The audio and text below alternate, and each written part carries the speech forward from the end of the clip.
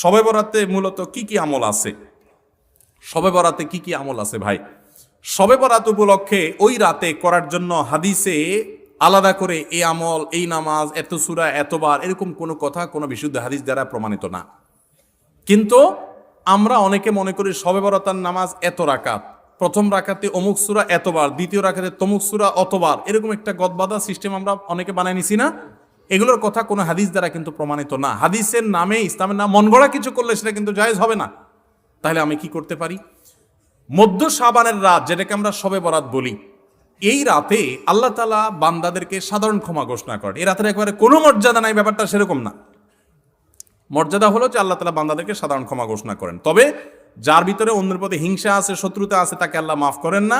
আর যে শিরকে লিপ্ত, আল্লাহ তাকে মাফ করেন না।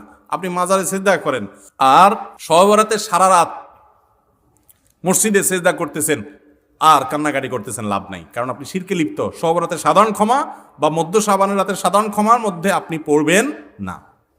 এই জন্য শবে বরাতে আল্লাহ তাআলা সাধারণ ক্ষমা যদি আপনি পেতে চান, তাহলে আপনার কি করতে হবে?